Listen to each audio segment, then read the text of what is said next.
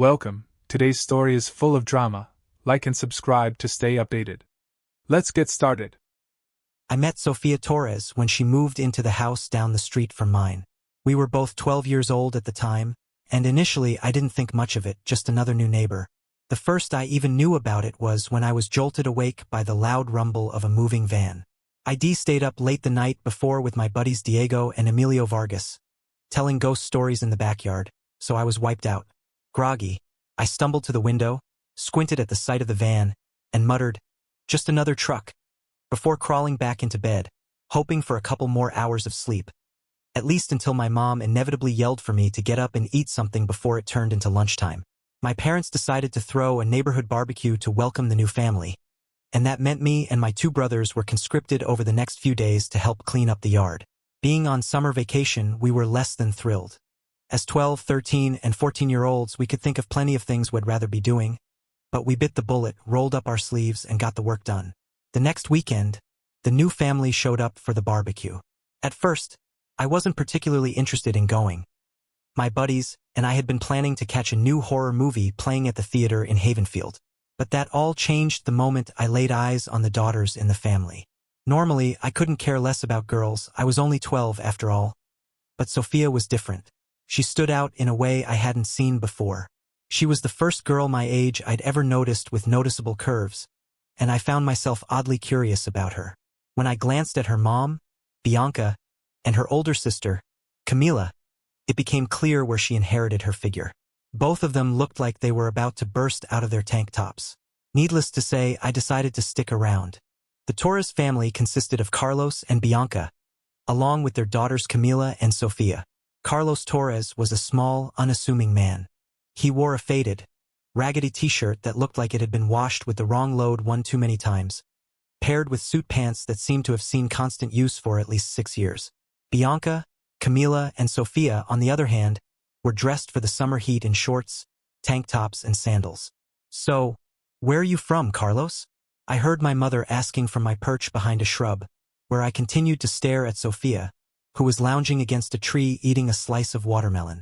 The main meal was over, and the scent of grilled burgers wafted on the air.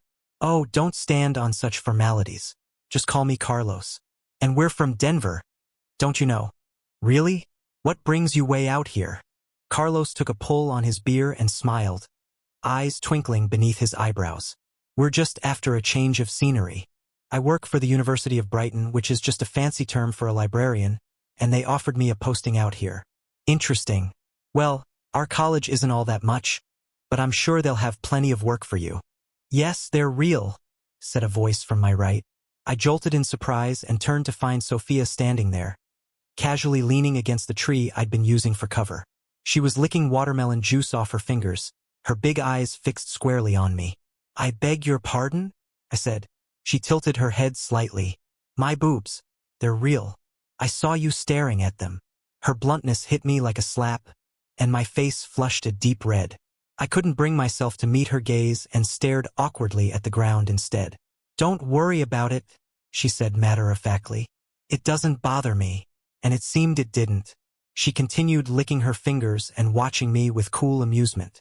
"Sorry," I managed to sputter out. "It's just—" "I know," she said. "Like I said, don't worry about it." She pulled a napkin out of her pocket, wiped her hands, and stuck one out. "Sofia Torres. And don't you dare call me Sophie." Still a little bemused, I shook her soft little hand. "Mateo Alvarez. Nice to meet you." "Mateo Alvarez," she said. "I'd better get back to my family. My mom is making that face. See you around." That was the start of it. I should have known from her reaction to me staring at her what was to come. But of course, I had no clue. Over the next couple of months, until 7th grade started, I didn't run across Sofia that often. At most, we waved to each other in passing on the street.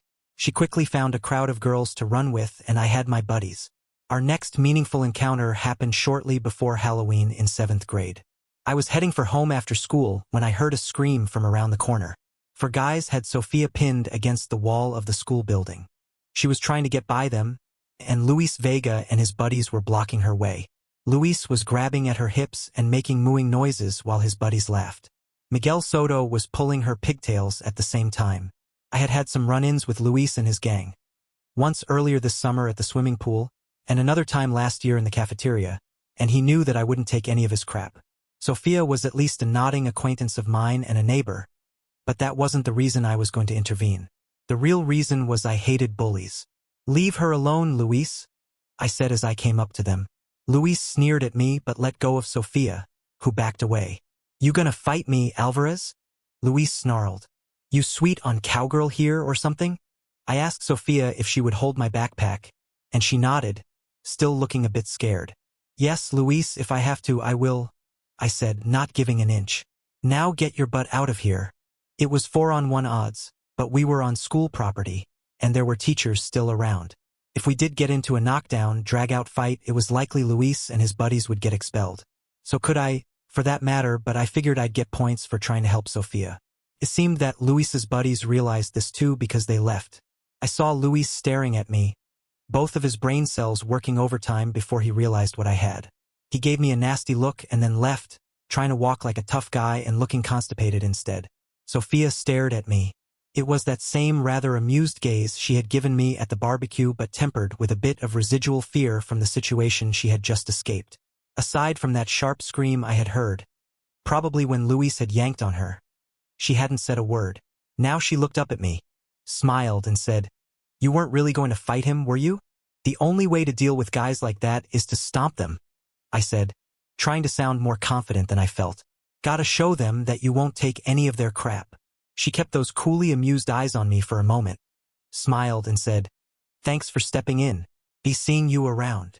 "Yeah, guess so," I said, shuffling my feet. I guess I was expecting a big hero speech or something, but that was all I got. That was the second time. Things rolled along pretty smooth for the next couple of years. Sophia continued to bloom, and I continued to be a nerd. Yeah, I was one of the class nerds, complete with pocket protector and preppy clothes. We went on to junior high, and it was right about then that things changed. In a storybook, after I saved her from the bullies, Sophia would have attached herself to me. We would have been inseparable all through the rest of school and college and married to live happily ever after. It didn't happen that way, though. Sophia would sit with me at lunch every so often, stop to chat with me on the street where we lived, maybe walk home with me once or twice. It was like I was her brother or something. I, however, didn't feel that way. From the first time I saw her, that morbid curiosity about her chest morphed into something else. By the time we entered junior high, I had a full-blown crush on her. She was something special, with that cool air about her and the sense that she was kind of walking around laughing at the world on the inside, not taking anything terribly seriously. When we entered junior high, things were different. Boys began to take notice of her. Unlike a lot of girls with big, early developing curves, she didn't try to hide them. She knew what she had, and she dressed to show off. I don't mean she was promiscuous. It was more like she was supremely confident in who she was, and guys picked up on it. She flitted from boy to boy like a butterfly in a flower bed. She was the quintessential good-time girl. I don't think she lost her virginity to any of them. At most, she was good for a kiss and a cuddle. But I'd bet more than a few hands got into her sweaters. I was jealous, of course, but I had no claim on her time and couldn't really do anything about it. Things kept up that way all the way through junior high and the first year of high school. Sophia got on event planning committees, the debating team, and had a real active social life. Her dance card was always full, and guys sniffed around her like eager puppies. She lapped it up, but it never seemed to go to her head. She always seemed to be a girl with her feet firmly on the ground. But still, it was another warning sign I should have paid attention to. I, meanwhile, did my homework, did the typical nerdy things like the chess club, the honor society, and the classical music club. I joined the track team and ran cross-country. I watched Sophia from afar and awaited my chance to have her for myself. Hell, I was a red-blooded male, you bet I was interested. When I turned 16, I suddenly had a lot more responsibility on my plate. My parents ran the local grocery chain, and I was expected to start working there when I turned 16. To give me incentive, my father sat me down one day shortly after starting 10th grade. "Well, Mateo, it's time for you to step up and start earning some money. Now, I'm not going to be a jerk about it. To give you some motivation, your mom and I are going to buy you a car. We'll carry your insurance until you turn 18, but everything else will be up to you. Consider this an early Christmas present. When you turn 18, we'll give you a share in the company stock, and you'll have a vote on the way things are run. Wow, Dad, I said. I knew I was expected to work in the store, and I wasn't going to pitch a fit about it since I sure as hell didn't have much of a social life. But this was more than I had expected. Sounds like a good deal to me. Great. We knew you weren't going to give us problems over this, but we thought you'd enjoy having a car, and we trust you not to abuse the privilege. We'll hit the used car lots this weekend and get you started. So that's what we did. By the next Friday, I was the proud owner of a 1978 Ford Escort. Of course, the first thing I thought of doing with my new car was taking Sophia on a date. I knew that she was in between boyfriends just then, and so on the Saturday after work, I went down the street to the Torres house and knocked on the door. Carlos Torres opened up and grinned his leprechaun's grin at me. "Why, if it isn't Mateo Alvarez," he said, ushering me inside. "What can we do for you today, young Mr. Alvarez?" "I was wondering if I could see Sophia," I said, stepping into their chocolate-smelling foyer. Bianca was always baking something, it seemed. "Of course, lad. I'll just go get her for you." Torres ambled off on his leprechaun legs, and I waited, leaning on the stair rail. "Mateo," Sophia said, bouncing into view from the kitchen. "How are things?" "Not bad. And you?" "Oh, so," she said, leaning against the wall and giving me that amused look of hers. I think she knew what I was there for. "Listen, I got a car this week." "Aha." I shuffled my feet. "Do you want to go out with me?" I muttered to my sneakers. "I beg your pardon?" I could hear the laughter in her voice, but it wasn't really directed at me. I took a deep breath and raised my gaze to Sophia's face. Laughter danced in her eyes, but it wasn't mean laughter. "Do you want to go out with me?" I got out, my voice jumping a bit with my heartbeat. "Why, yes, I'd be delighted," she said, and then couldn't hold it anymore. She laughed. "Oh, Mateo, that was so cute." I was mortified. No straight guy in the world likes being called cute, but I had to admit it was kind of funny. I mean, I'd known her for years, and I was nervous as though I had met her for the first time. We laughed together, and it felt good. "So, Julia Santos is throwing a party next Saturday. Would you like to go to that with me? I'm sure I can get an invite." Julia was head cheerleader and a stuck-up, but I was going with Sophia, and I didn't care. So I said yes. Sophia coming down the walk when I drove over to pick her up took my breath away. That glorious mane of black curls spilling down her back, big eyes and full lips, and, of course, she was about bursting out of her stretchy shirt. She gave me another one of those megawatt smiles as I held the car door open for her. "I have a whole 15 pesos, I said as I got in behind the wheel. "The evening fairly glitters before us." "Oh my God," Sophia mock-swooned. "I always knew if I kept myself pure, I'd meet a sugar daddy someday." "That's me, baby," I said, tipping an invisible hat. "I figure we can get a bite to eat after the party since our curfews are midnight." "Sounds like a plan to me." I turned on the radio and got the new song by Queen, "Crazy Little Thing Called Love." Sophia bounced to the music, and I was hard-pressed to pay attention to the road. The party was a typical boisterous high school affair. Julia had just turned 18, and the drinking age had not yet been raised. So her parents sprung for a keg and left the house, getting a promise that nothing that would bring the cops would occur. There were probably 50 people there, most of them upperclassmen. Sophia looked 18 and fit right in, but I looked like what I was, a dumb sophomore. When we got there, Sophia asked me to get her a drink. I said I would and left her to go find the refreshments. This was my first mistake. I should have kept her with me. By the time I got her a soda and returned, she was out on the floor with some meathead basketball player, dancing to what was playing on the reel. I waited until the song was over, then headed across the floor with her soda. She was standing there, looking at me coming, when another meathead came up and started dancing with her. His hands slipped down to her hips, and she did nothing about it. I headed across the floor and tapped the guy on the shoulder. "Excuse me, man, cutting in," I said. "Beat it," the guy said, ignoring me. "She's my date, and I'm cutting in," I said, grabbing the guy's arm.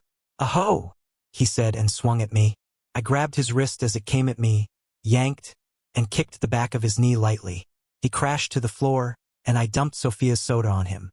Sophia was hollering at me about being a jerk. I may have been hung up on Sophia for years, but I was no damn doormat. So I gave her a nasty look and left the party. I used a few of my pesos to go to a movie and get a burger and fries. The next Monday at school, Julia came up to me and said, I should be pissed at you for making a scene at my party, but I'll thank you instead. That a-hole wasn't even invited anyway. Well, I still apologize. That wasn't very mannerly of me. No matter. Your date is a little pissed at you, though, for abandoning her. I just shrugged, wished Julia a good morning, and she flounced off.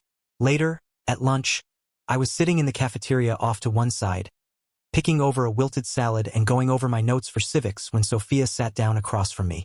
I looked up at her for about 30 seconds and she didn't say anything, although, if looks could kill, I'd be decaying already.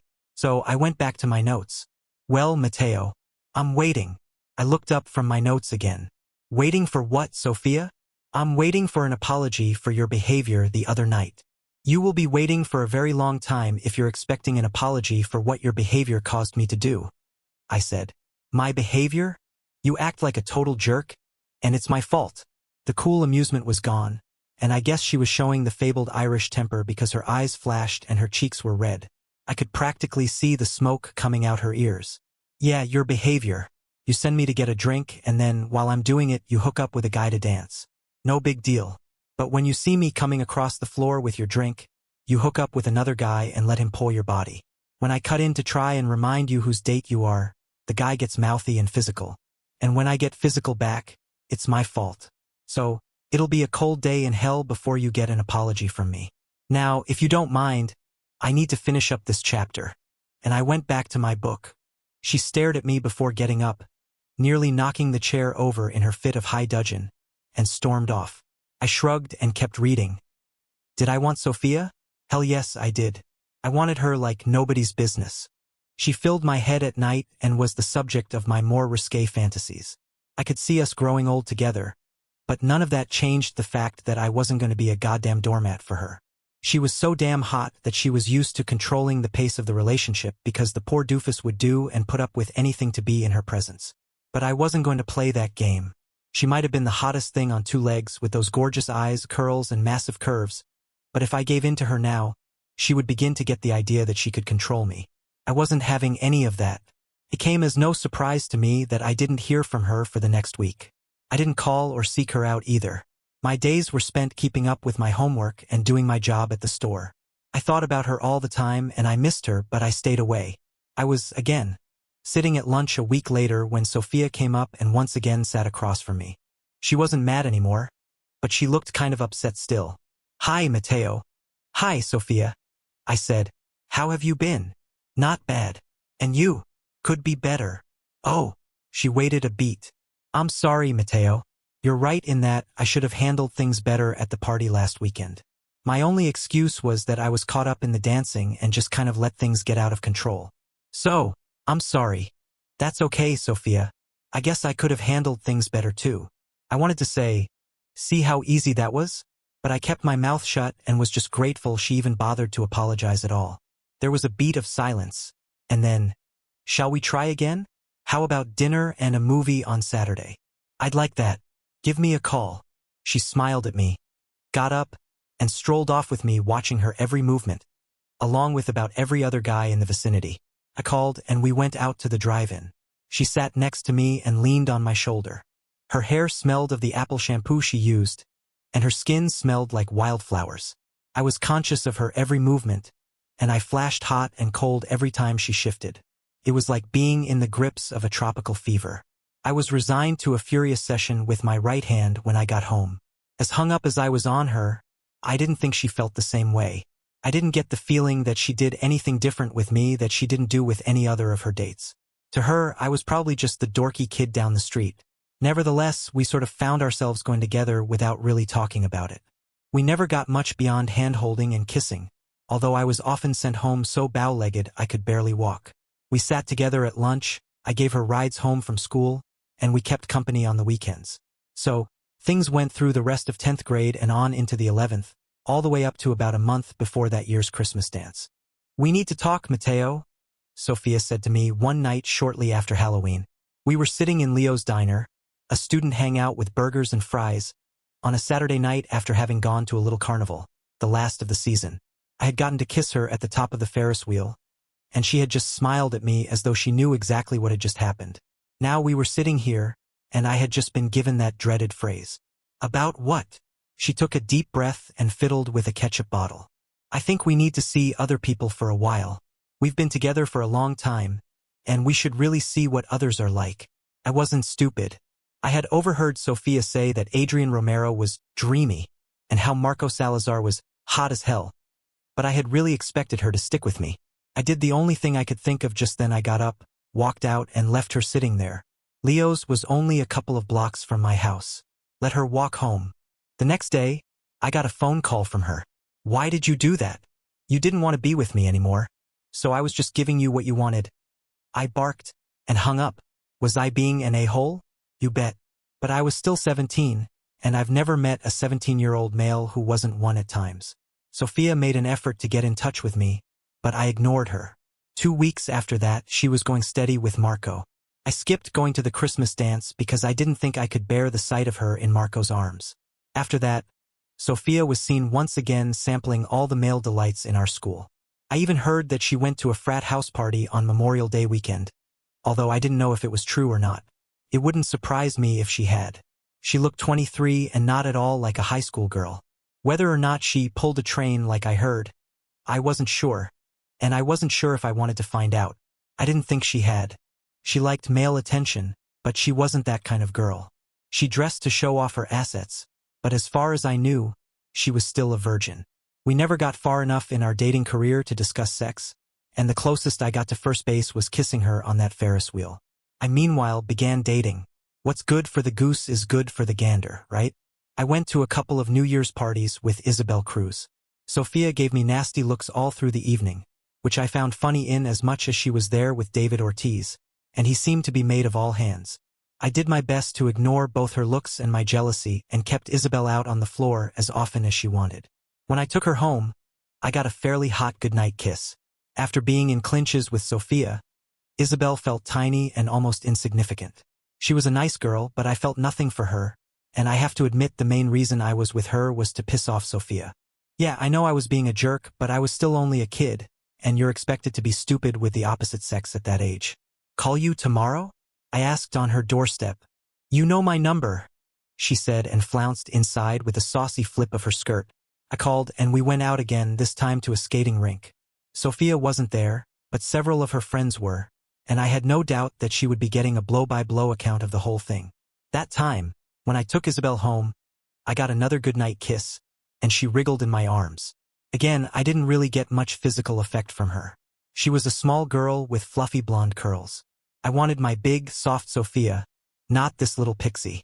Nevertheless, I made like I was turned on, dropped my hand to her small butt, and gave it a squeeze. She purred in my ear and wriggled more. She gave a cat-like smile. Catch you around, Mateo? And then she was gone. Me and my Johnny went home, and I took care of it while visions of Sophia danced in my head. As it turned out, I never called Isabel again. A week later, I saw her going into the Majestic Theater with Victor Ramos, and I moved on to greener pastures. I went out a couple of times with Natalia Flores and Carmen Diaz, but there wasn't even the glimmer of a spark of attraction there.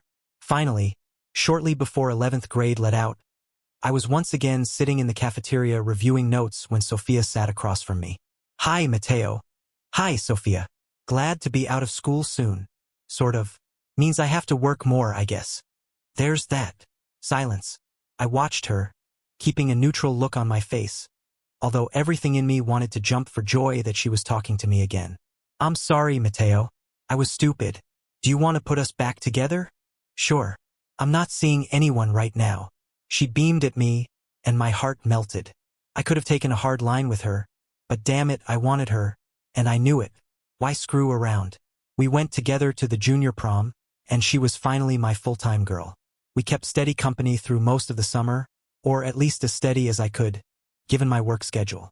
I got to see her maybe twice a week, but I had to keep the dates short because I had to be up early to start at the store. Then there was a 3-week patch when I didn't see her at all due to inventory and new product intake. I began to hear rumors about Sophia and some guy dancing close, or Sophia and some guy making out in a car. Was I pissed?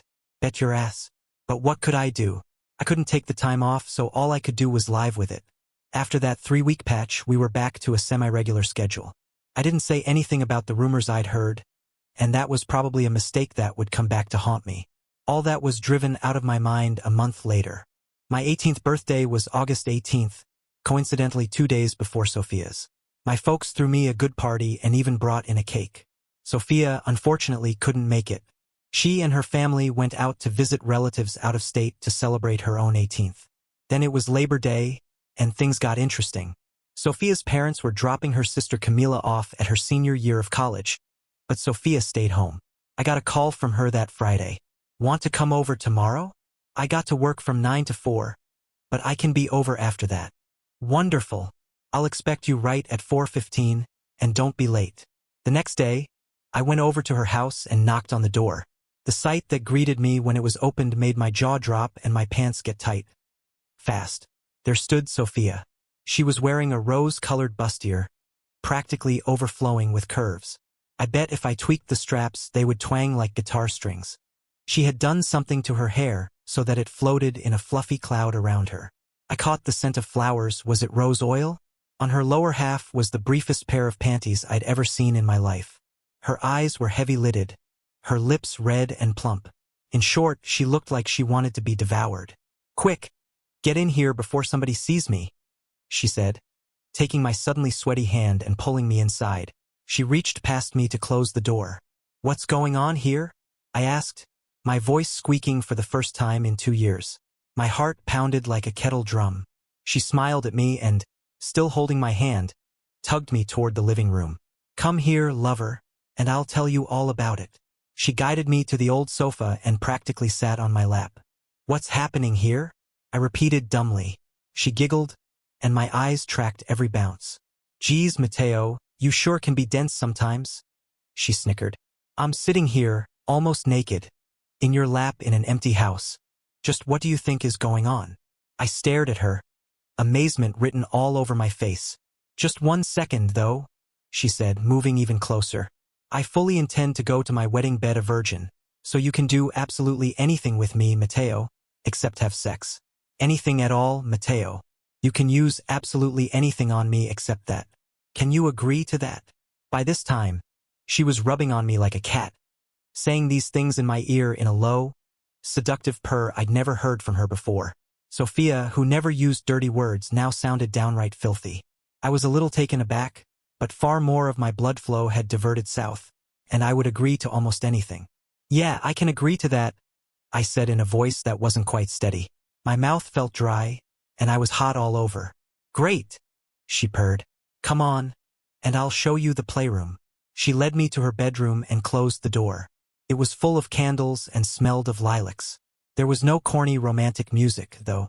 Her bed was turned down, and she was standing by it with her hands on her hips, one ankle crossed over the other. I paused for a moment, just admiring her. She was a big girl, and I wanted to devour her. I wanted to make her mine. "Come here, lover," she said in that new purr of hers, beckoning me with both hands. And I went. That weekend changed the dynamic of our relationship entirely. We found ourselves caught up in a whirlwind of passion, doing everything we could while keeping her vow intact. The physicality of it was intense, almost overwhelming, but there was still something nagging at the back of my mind. Where had she learned all this? By the time school started again, we had to slow down, but we still found ways to steal moments together. The back seat of my car, late nights in her house when her parents were gone. It was like we were addicted to each other. But that nagging question didn't go away. As the weeks went on, I couldn't help but wonder, where had Sophia learned all this? How was she so good at things neither of us had ever done before? My imagination went into overdrive, replaying scenes from our encounters while trying to piece together the puzzle. Had she learned it from someone else? Was she experimenting with other people before me? I tried to push the thoughts away, but they kept creeping back. 3 weeks after school started, Sophia called me one Friday night. "I can't go out tomorrow," she said, her voice unusually flat. "There's a family thing. Sorry." Didn't sound like her. Normally, she'd try to reschedule or suggest something else. This time, she just hung up after I said okay. The next day, with no plans, I decided to head downtown to see if any of my friends were up for a bowling game or something. That's when I spotted her. Sophia was coming out of the Oakfield Theater with Alex Silva, a senior on the basketball team. He had his arm around her, and she was leaning into him, her head on his shoulder. They were laughing, and his hand was resting just a little too low on her waist. I felt like I'd been punched in the gut. For a moment, I froze, unsure of what to do. Should I confront her? Call her out right then and there? But I stopped myself. If I confronted her and she lied about it, what would that accomplish? And if she told the truth, it wouldn't make the betrayal hurt any less. So, I followed them. I stayed a good distance behind as they walked down the street, laughing and leaning into each other. They got into Alex's car, a shiny, black Nissan 300ZX, and headed toward Willow Grove Park, the local makeout spot. I followed, keeping far enough back so they wouldn't notice me. They parked under a large oak tree, in a secluded corner of the park.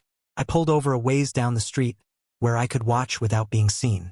My heart was pounding in my chest, and my hands were shaking as I turned off the engine.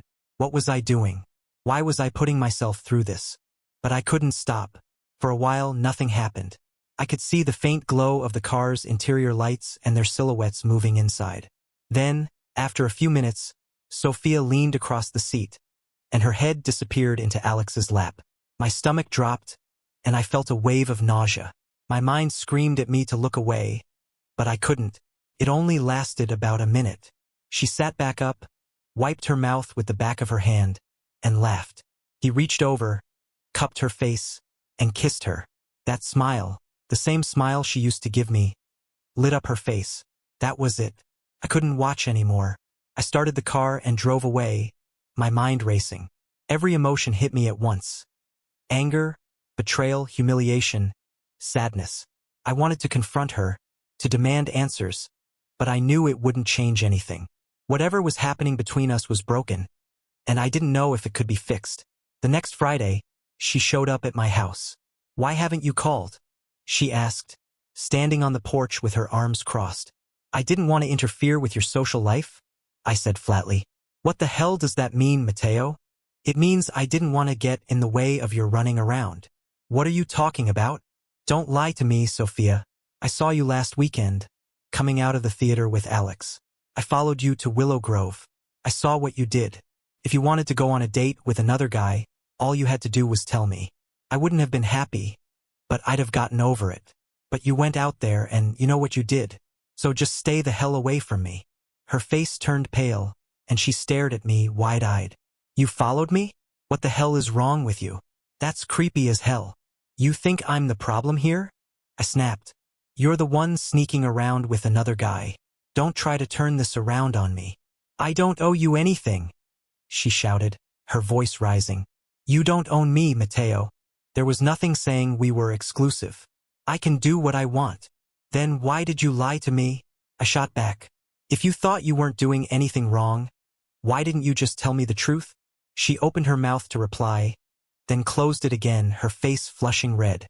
Without another word, she turned on her heel and stormed down the street. That was the end of us, or so I thought. I told myself I was done with Sophia, but it wasn't easy to let go of someone I'd cared about for so long. I buried myself in school and work, trying to move on. Sophia didn't try to contact me again, and I stayed away from her. A couple of weeks later, I started seeing Vanessa Martinez, a junior who was in my math class. Vanessa was nothing like Sophia. She was quiet, studious, and reserved. We went out a few times, but it was clear that we didn't have much chemistry. She was sweet, but my heart wasn't in it. I couldn't stop thinking about Sophia, no matter how hard I tried. Meanwhile, I kept hearing rumors about Sophia. She was seen at parties, getting close to different guys, and there was even talk of her hooking up with someone at a graduation party for one of the seniors. Whether it was true or not, I didn't know, and I told myself I didn't care. But deep down, I did. A few months later, as 11th grade was winding down, I was sitting in the cafeteria, going over notes for an upcoming test, when Sophia sat down across from me. "Hi, Mateo." "Hi, Sophia," I said cautiously, not looking up. "How have you been?" "Busy." She hesitated, then said, "I've been thinking a lot about us." I put down my notes and looked at her. She looked different, less confident, almost nervous. "And, I'm sorry," she said quietly. "I was stupid. I messed everything up. I miss you." Her words caught me off guard. I didn't know what to say. Part of me wanted to tell her to get lost, but another part of me, the part that still loved her, wanted to believe her. "Do you really mean that?" I asked. Yes, she said, her eyes meeting mine. I want to try again. I know I don't deserve it, but I hope you'll give me another chance. I thought about it for a long moment. I could see the regret in her eyes, and I wanted to believe that she was sincere. Against my better judgment, I said, okay, but if we're going to do this, it has to be different this time. No more games, Sophia. No more games, she promised. We started seeing each other again, and at first it was like nothing had changed. We went to the junior prom together, spent the summer hanging out, and I thought things were going well.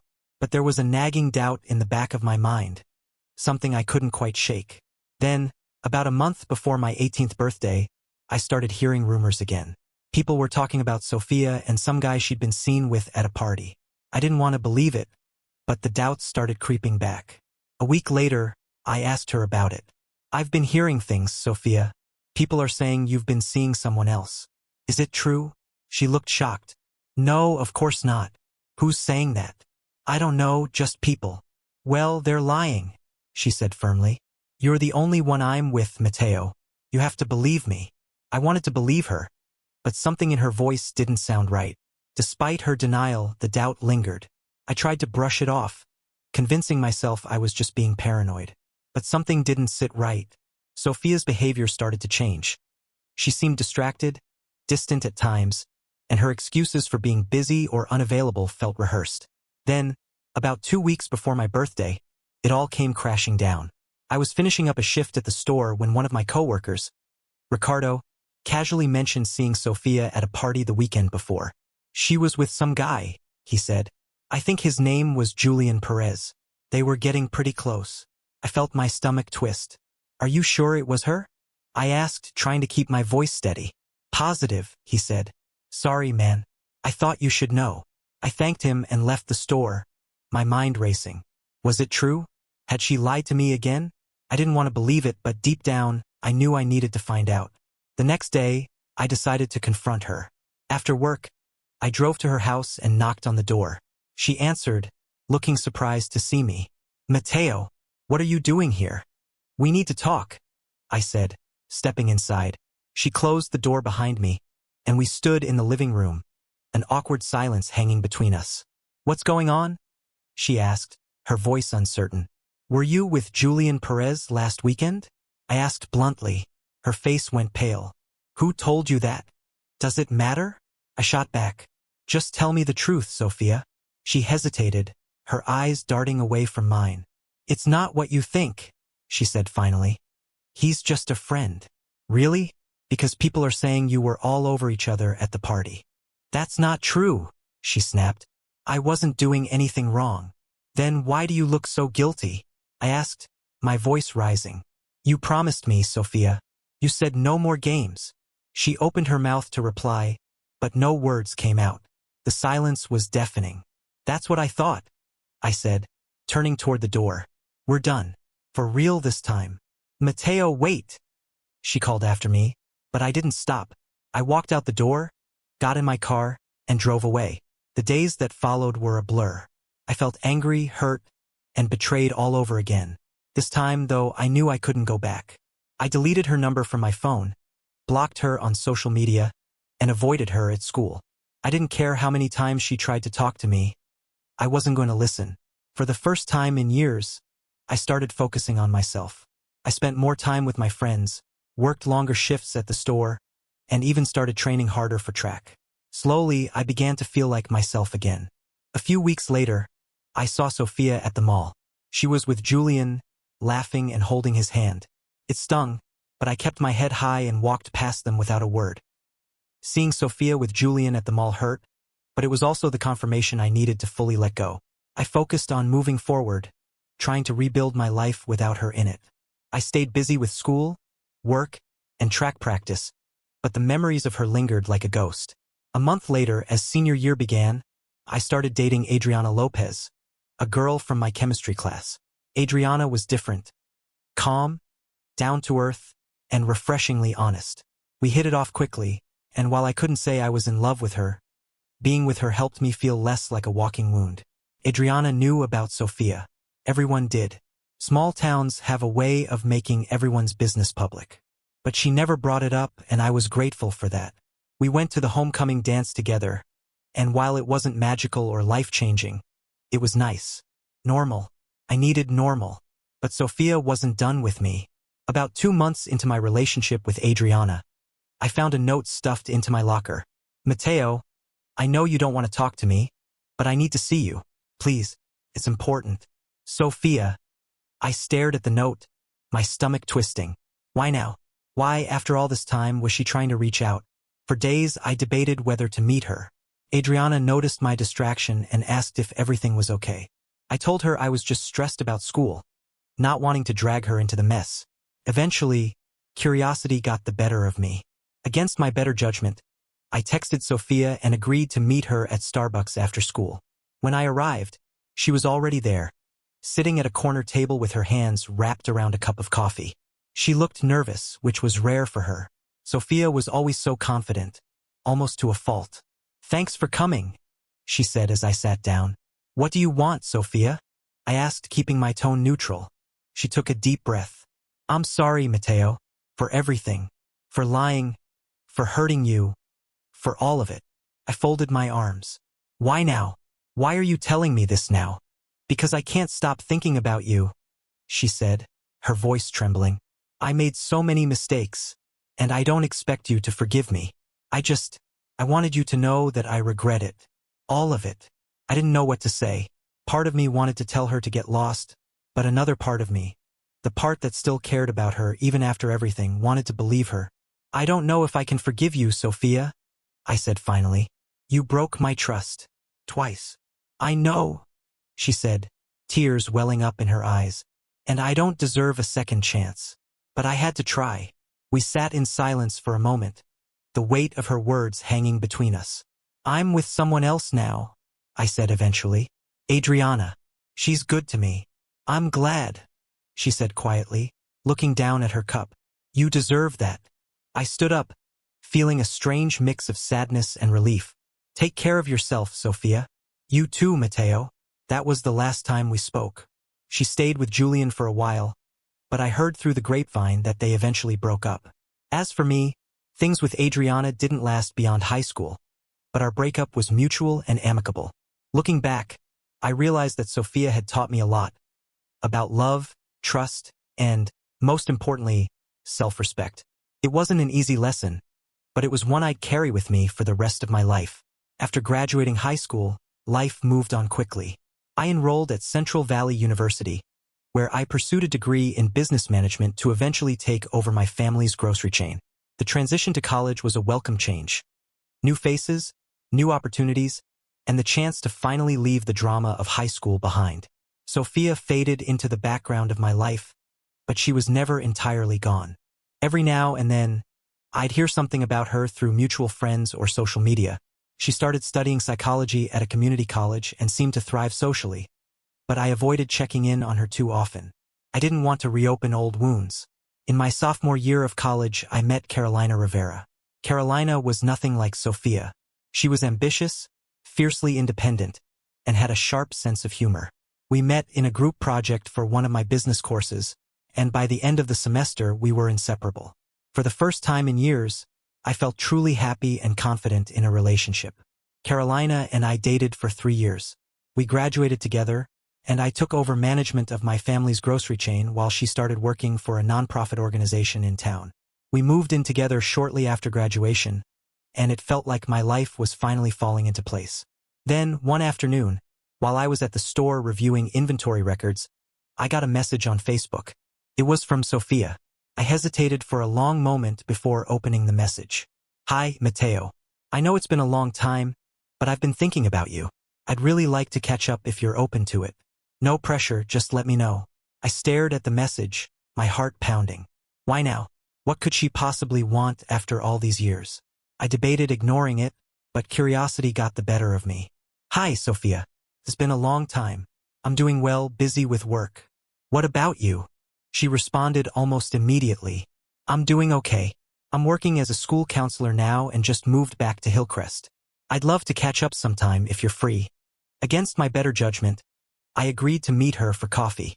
I told myself it was just curiosity, that I wanted to see how she was doing, nothing more. But deep down, I knew there was still a part of me that hadn't let her go entirely. When I saw her at the cafe, it was like no time had passed. She looked older, of course, more polished, more mature, but her smile was the same. "Matteo," she said, standing to hug me. "It's so good to see you." "You too," I said, sitting down across from her. We made small talk at first, jobs, families, old friends. But eventually, the conversation turned to the past. "I owe you an apology," she said, looking down at her coffee. "I was so selfish back then. I didn't realize how much I hurt you until it was too late. I didn't know what to say."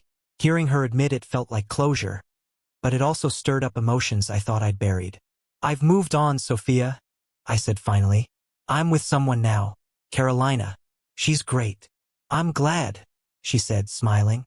"You deserve that. I needed to say I'm sorry. You were always so good to me, and I took that for granted." Her words were sincere, and for the first time, I felt like I could let go of the anger and pain I'd carried for so long. After that meeting, Sophia and I didn't stay in touch. It wasn't necessary. That chapter of my life was closed, and I was ready to fully embrace the future. Carolina and I got married a year later, in a small ceremony with close friends and family. We bought a house not far from my family's store and started building a life together.